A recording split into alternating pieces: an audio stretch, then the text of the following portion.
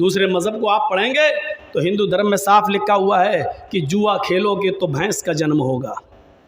वहाँ आवागमन है, पुनर्जन्म बहुत बाद में है, पहले आवागमन है। एक इस आदमी की रूह कई, उनके यहाँ 7 जन्म माने जाते हैं, लेकिन गुनाह की एक लिस्ट बनी हुई है। जुआ खेलोगे तो भैंस का जन्म होगा, रिश्वत खाओगे तो कुत्ते का जन्म होगा, चोरी करोगे तो बिल्ली का जन्म होगा, किसी लड़की पर गलत नज़र डालकर देखोगे तो अगला जन्म लड़की का होगा। मनुस्मृति का 12वां अध्याय पूरा पढ़ जाइए, आपको पूरी एक लिस्ट मिल जाएगी। उसमें तो यहाँ तक लिखा है ये करोगे तो आलू बनोगे, ये करोगे तो चावल बनोगे, ये करोगे तो हरा धनिया बनोगे, ये करोगे तो बैगन बनोगे, ये करोगे तो करेला बनोगे। एक एक जुर्म की सज़ा लिखी हुई है। अब उतनी हमें याद थोड़ी हैं। 4 चीज़ें हमें याद थी जो अपने दिमाग में रखे हुए हैं। जुआ खेलोगे तो भैंस का जन्म होगा, रिश्वत खाओगे तो कुत्ते का जन्म होगा, चोरी करोगे तो बिल्ली का जन्म होगा, और किसी लड़की पर गलत नज़र डालोगे तो अगला जन्म तुम्हारा भी लड़की का होगा। थोड़ी देर के लिए अगर अक्ल पर जोर लगाया जाए तो इन चीज़ों को मानने के बाद ये धर्म बैनुल अक़वामी धर्म नहीं रह जाता है। सोचो, जुआ खेलने के बाद ना भैंस का जन्म होगा, इसका मतलब क्या हुआ? इसका मतलब साफ है कि दुनिया में जितनी भैंसें दिखाई दे रही हैं ये सब पहले इंसान थे।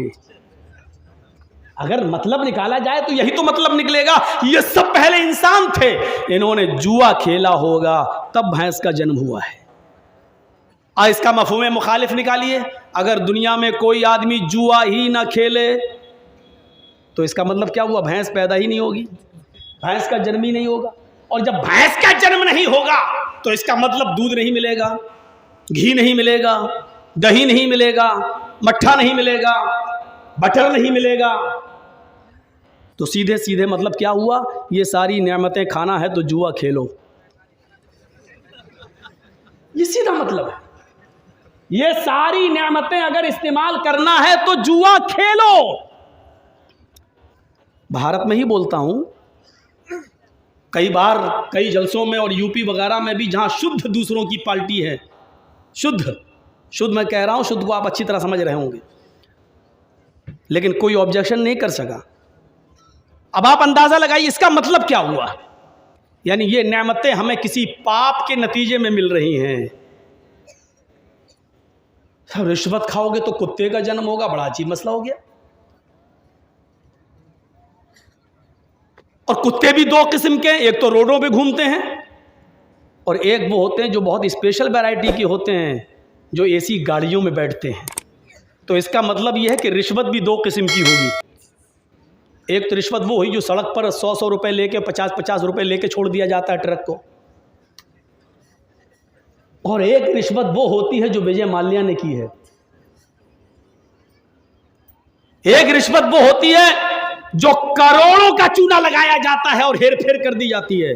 इसका मतलब ये हुआ कि जो छोटी रिश्वत खाता है वो सड़क वाला कुत्ता बनता है, और जो बड़ी रिश्वतें खाता है वो मरने के बाद उस कुत्ते का जन्म होता है जो एसी गाड़ियों में घूमता है, और जिसको 18-20 साल की लड़कियां अपनी गोद में बुला के चुम्मी लेती, पप्पी, स्वीटी, लवली, और चुमती। यानी कुत्ता बनने के बाद भी वो बेचारा खुश है कि एसी गाड़ी में घूम रहा है।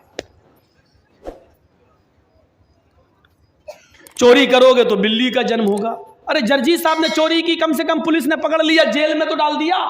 जब तक हम जेल के अंदर हैं, हम बंद तो हैं, लोग महफूज तो हैं हमसे, लेकिन बताओ अगर अल्लाह ने, ईश्वर ने अगर उसको चोरी के जुर्म में बिल्ली बना दिया तो इसका मतलब बिल्ली बनाने वाली सज़ा भी सही सज़ा नहीं लग रही है। क्योंकि इंसान चोरी करता है, पुलिस बंद कर देती है तो कम से कम जब तक बंद है चोरी नहीं करेगा, लेकिन बिल्ली बना दिया तो कौन सा आपने बड़ा काम कर दिया। इसका मतलब अल्लाह की ये सज़ा, ईश्वर की ये सज़ा ज़्यादा मजबूत नहीं है। जब इंसान था तो लोगों का माल चुराया करता था, जब उसको बिल्ली बना दिया तो अब भी किसी का कबूतर, किसी का मुर्गा खा रहा है, किसी के मुर्गी के बच्चों पे हमला कर रहा है, तो अभी भी तो उसकी चोरी बरकरार है। तो इसका मतलब ये सज़ा बहुत मजबूत नहीं है। किसी लड़की को देखोगे तो अगला जन्म लड़की का होगा। अब इसका क्या जवाब दिया जाए? ये जितनी भी माँ बहनें दोपहर में बैठी थी यहाँ और जितनी आपको दिख रही हैं औरतें, मतलब क्या हुआ, ये सब पहले लड़कियां, ये सब पहले मर्द थे। ये औरतें जितनी हैं ये सब पहले मर्द थी। इन्होंने किसी लड़की को गलत नजर से देखा होगा, तब इनको लड़की का जन्म हुआ है। मफहूम मुखालिफ, अगर दुनिया में कोई किसी लड़की पर गलत नजर न डाले तो लड़की पैदा ही नहीं होगी। फिर पूछोगी नस्ल कैसे बढ़ेगी, मुआशरा कैसे परवान चढ़ेगा। गौर से देखा जाए तो ये शिक्षा, ये तालीम अकल में आने वाली नहीं है, अकल में आने वाली नहीं है। इसके अलावा जरा इस सजा को देखिए, फमन यामल मिस्काल ज़र्रतिन खैरन यरा वमन यामल मिस्काल ज़र्रतिन शर्रन यरा। जर्रा बराबर भी नेकी करोगे तो उसको भी देख लोगे, जर्रा बराबर भी बुराई करोगे तो उसको भी तुम अपने नामे अमाल में देख लोगे।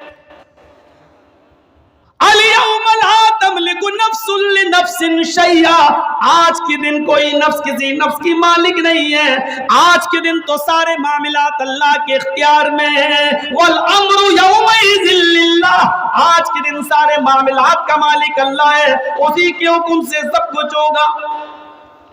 पूरा पूरा बदला दिया जाएगा, कोई चीज किसी से छिपाई नहीं जाएगी। दुनिया में कोई अदालत ऐसी ही नहीं है जो हमें हमारी नेकियों का पूरा पूरा इनाम दे सके। एक आदमी समंदर में डूब रहा है, जर्जी साहब तैरना जानते हैं, वो मर रहा था, डूब रहा था, हमने तैर के उसको बचा लिया, उसको खींच के ले आए। बताओ उस बच्चे का बाप हमें क्या इनाम देगा? चलो गवर्नमेंट हमें क्या इनाम देगी? जो भी इनाम दे दे, क्या किसी की जिंदगी बचाने का वो पूरा इनाम है? हमने एक आदमी को कत्ल किया, जुर्म साबित हो गया, कोर्ट ने फैसला सुना दिया, फांसी की सजा। जर्जी साहब ने 20-20 मर्डर किए, 20-20 कत्ल किए, कोर्ट में 20 मर्डर साबित हो गए, कोर्ट से फैसला हुआ फांसी की सजा। एक कत्ल किया तब भी फांसी, 20 कत्ल किया तब भी फांसी।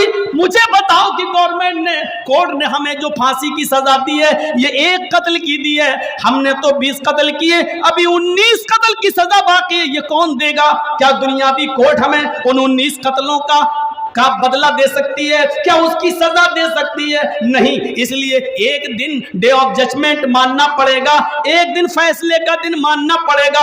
उसी को कुरान कहता है मालिक यौमिद्दीन, वो कयामत के दिन का पूरा पूरा मालिक है। दुनिया में अगर तुमने किसी के साथ नेकी की है और कोई तुम्हें उस नेकी का पूरा बदला नहीं दे सका तो अल्लाह तुम्हें जन्नत में उसका बदला देगा। अगर तुमने 20-20, 100-100 कत्ल किए हैं, एक कत्ल की सजा दुनिया में मिली, अभी 99 कत्ल की सजा बाकी है जो तुम्हें अल्लाह रब्बुल आलमीन देगा। इसलिए फैसले का एक दिन तुम्हें मानना पड़ेगा। अब जब फैसले का दिन मानना है तो तुम्हें यह भी मानना पड़ेगा कि मरने के बाद इंसान न कुत्ता बनेगा, न बिल्ली बनेगा, न चूहा बनेगा, न बंदर बनेगा, बल्कि वो पुनः जन्म, पुनः मानी फिर जन्म मानी वजूद में आना, वो दोबारा वजूद में आएगा। इस पुनर्जन्म को हम भी मानते हैं। कुरान भी कहता है कि मरने के बाद तुम्हें दोबारा जिंदा किया जाएगा। अयहसबुल इंसानु अय्युतरका सुधा अलम यकुन नुतफतम मिन मनी युमना थुम्मा काना अलकतन फखलक फसव्वा फजअल मिनहु ज़ौजैनि ज़करा वल उन्सा अलैसा ज़ालिका बिक़ादिरिन अला अन युह्यिल मौता।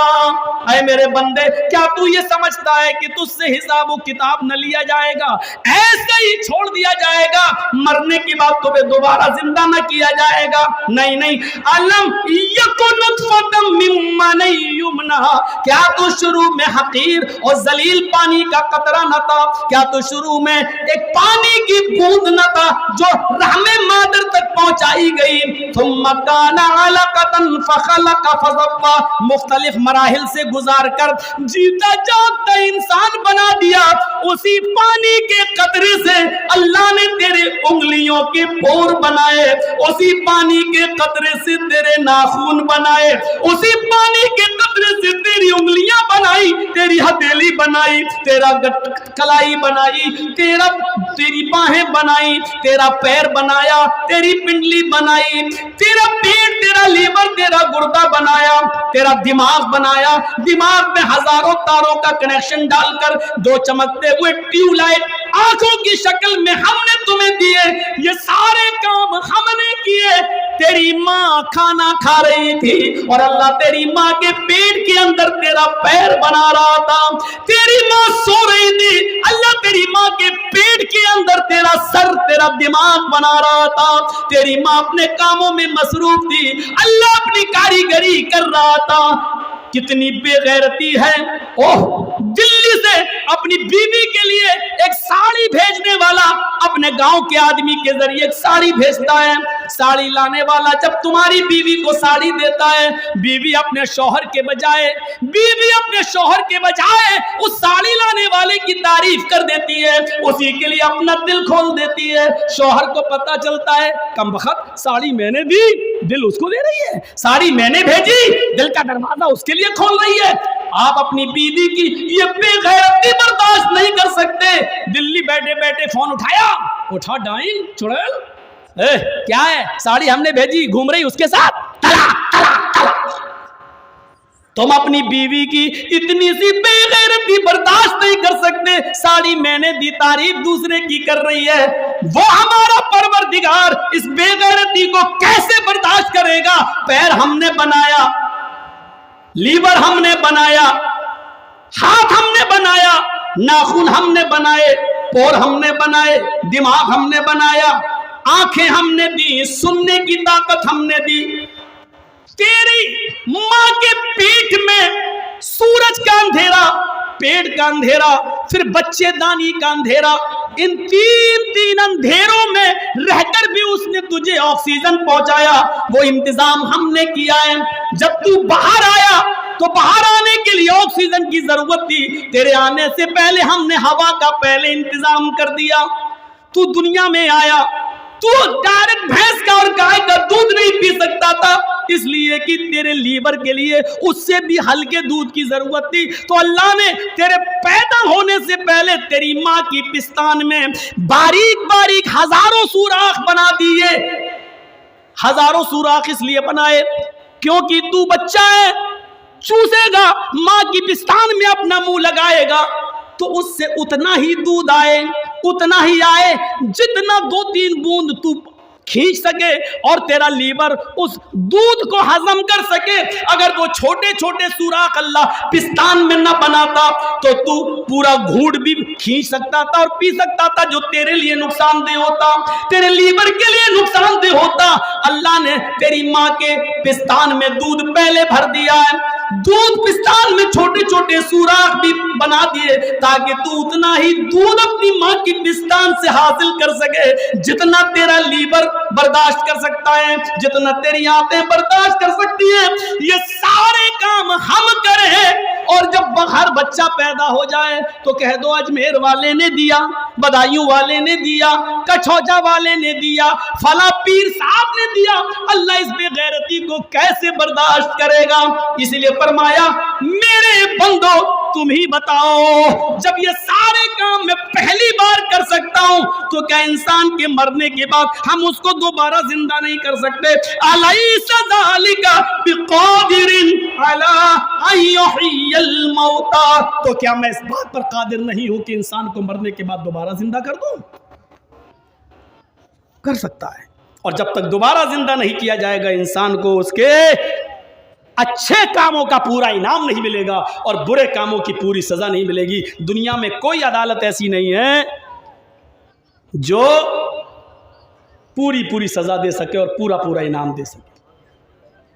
पूरा पूरा इनाम कोई नहीं। इसलिए फैसले का दिन को मानना पड़ेगा और इस्लाम फैसले का एक दिन मुतय्यन करता है। मृत्यु जन्मम मृत्यु पश्चातम द्वितीय जन्मम भवति। लीजिए ऋग्वेद तो ये कह रही है ने तृतीय ने चतुर्थ ने पंचम ने षष्ठ ने सप्त ने अष्ट ने नवम ने दशंक मृत्यु पश्चातम द्वितीय जन्मम भवति, मरने के बाद तुम्हारा दूसरा जन्म होगा। एक ही जन्म बता रहा ऋग्वेद, मरने के बाद तुम्हें दोबारा वजूद में लाया जाएगा। ने तृतीय ने चतुर्थ ने पंच, न तीसरी बार न चौथी बार न पांचवी बार न षष्ठ न छठी बार न सप्त न सातवीं बार न अष्ट न आठवीं बार न नवम न नवीं बार न दशंक और न 10वीं बार। यानी मरने के बाद दोबारा जीवित किए जाओगे। न कुत्ता बनोगे, न बिल्ली बनोगे, न चूहा बनोगे, न छछूंदर बनोगे, न आलू बनोगे, न टमाटर बनोगे, कुछ नहीं। ये सारी चीजें मरने के बाद दूसरा इस ऋग्वेद ने क्लियर कर दिया है। इसलिए हमें और आपको इस दुनिया में मरने के बाद वाली जिंदगी के लिए तैयारी करना चाहिए। तो ये इस्लाम है। और अल्लाह ने ये क्यों कहा कि वमन यब्तगी गैरल इस्लामी दीनन, इस्लाम को छोड़कर कोई दूसरा दीन तलाश करोगे तो उसका कबूल नहीं किया जाएगा। इस्लाम मसावात सिखलाता है। आज किसी भी मंदिर में चले जाइए आप, ब्राह्मण के साथ आपने कभी किसी ठाकुर को पूजा करते हुए नहीं देखा होगा, किसी ठाकुर के साथ किसी वैश्य को पूजा करते हुए नहीं देखा होगा, किसी वैश्य के साथ किसी शूद्र को पूजा करते हुए नहीं देखा होगा। ब्राह्मणों के मंदिर में कभी आपने शूद्र को पूजा करते हुए नहीं देखा होगा, शूद्र के मंदिर में कभी किसी ब्राह्मण को पूजा करते हुए नहीं देखा होगा। ये इस्लाम की खूबी है, ये इस्लाम की खूबी है। कायनात की सबसे अजीम मस्जिद खाने काबा, पहली सफ में अजान की आवाज सुनकर सऊदिया का कोई गरीब इंसान, टैक्सी चलाने वाला, रिक्शा चलाने वाला नमाज पढ़ने के लिए अगर पहली सफ में भी आकर बैठ जाता है और पहली सफ फुल हो जाती है और सऊदिया के बादशाह सलमान, किंग सलमान को आने में थोड़ी देर हो जाती है, लेकिन ये ताकत किंग सलमान के अंदर भी नहीं है कि वो आगे बैठे हुए उस रिक्शा चलाने वाले आदमी को उसकी सफ से हटाकर उसको पीछे कर दे और खुद वो आगे बैठ जाए। मेरे भाइयों, तुम बाद में आए हो, पीछे जहां जगह मिले वहां आगे की सफ से किसी गरीब इंसान को भी हटाने का पावर तुम बादशाह होगे सऊदिया के, लेकिन आए हो मेरे घर में। यहां तुम्हारी नहीं चलेगी, यहां मेरा कानून चलेगा, यहां मेरे उसूल चलेंगे, यहां मेरे ज़ाब्ते चलेंगे। ये दुनिया में एक वाहिद मजहब है इस्लाम जो किसी बादशाह को भी अथॉरिटी और पावर नहीं देता कि आगे के सबसे किसी गरीब आदमी को उठाकर पीछे कर दे। ये इस्लाम की खुसूसियत है, ये इस्लाम की विशेषता है। और शायद इन्हीं विशेषताओं को देखकर डॉक्टर अंबेडकर ने इस्लाम कबूल करने की तरफ कदम उठाया था। बैतुल मक़दिस फतह हो जब हाथ में आती है, हजरत उमर को दावत दी जाती है कि आइए अमीरुल मोमिनीन बैतुल मुक़द्दस में आइए और यहाँ 2 रकात नमाज पढ़ाइए हमें।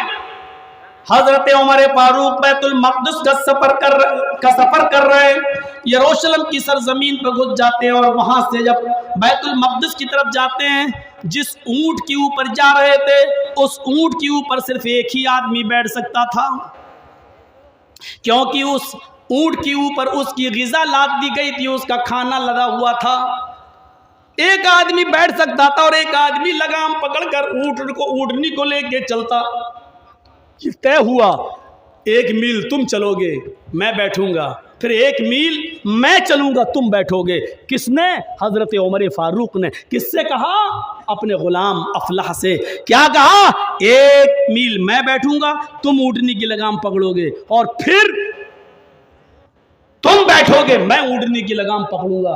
और जब ये सफर होने लगा, चलने लगे, हजरत उमर फारूक रजी अल्लाह ताला अन्हु और बैतुल मक़दिस जब आने वाला हुआ, इत्तेफाक देखिए ऐसा मंजर हमें कहीं भी देखने को नहीं मिलता है।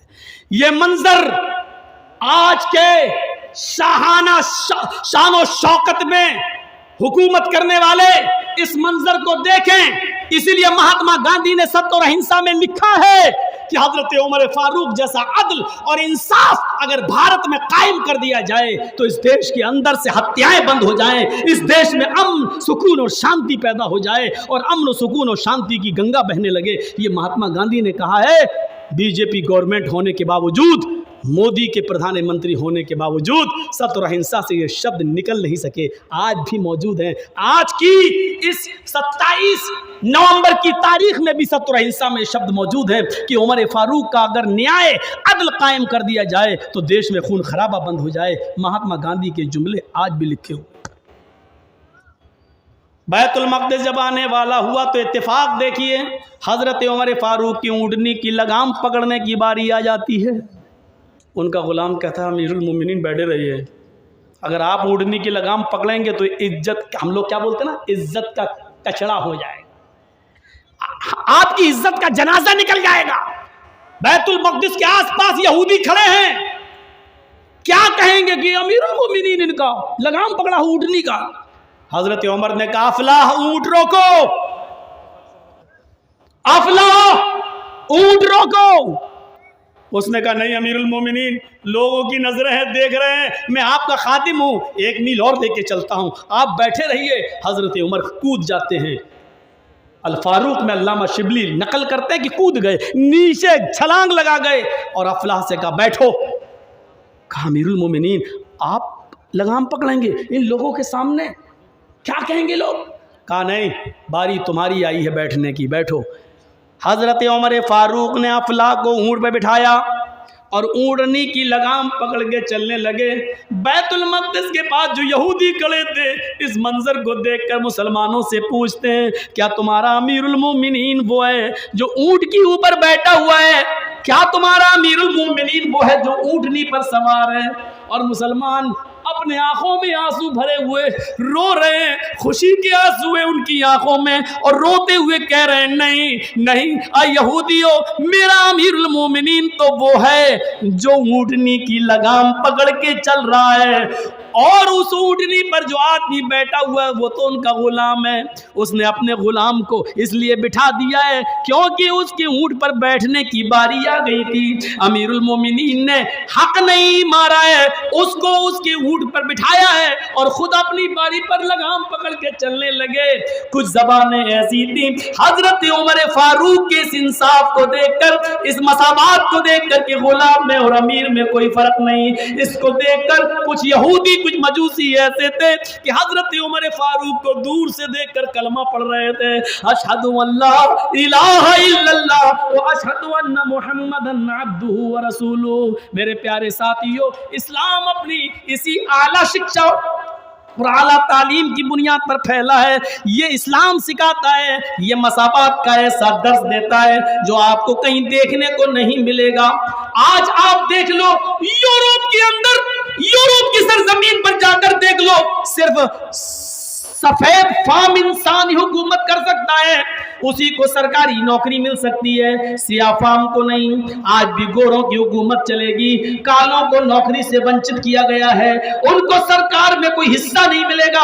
आज भी यूरोप इस काले और गोरे की जंग में पड़ा हुआ है और मरा जा रहा है। आज भी सफेद और कालों के झगड़े बड़े आम चल रहे हैं, लेकिन मोहम्मद रसूलुल्लाह सल्लल्लाहु अलैहि वसल्लम ने जब हज्जतुल विदा में आखिरी खुतबा दिया तो इसी चीज को सबसे पहले मिटाया और फरमाया कुल्लुकुम बनी आदम व आदम मिन तुराब ला फज़्ल लिअरबिय्यिन अला अजमी व ला लिअजमिय्यिन अला अरबी। आए लोगों, तुम सब आदम के बेटे हो, तुम सब आदम की औलाद हो, और आदम मिट्टी से पैदा हुए थे, तुम सब मिट्टी से हो। कोई अरब के रहने वाले को किसी गैर अरब पर कोई फौकियत नहीं है, और किसी भी अजम के रहने वाले को गैर अरब के रहने वाले को अरब के रहने वाले पर कोई श्रेष्ठता नहीं है। ये तुम सब बराबर हो इल्ला बित्तक़वा। तक़वे की बुनियाद पर कोई आदमी बड़ा हो सकता है, वो भी अल्लाह की नज़र में, हमारी और आपकी नज़र में नहीं। कहाँ थे तुम अभी तक?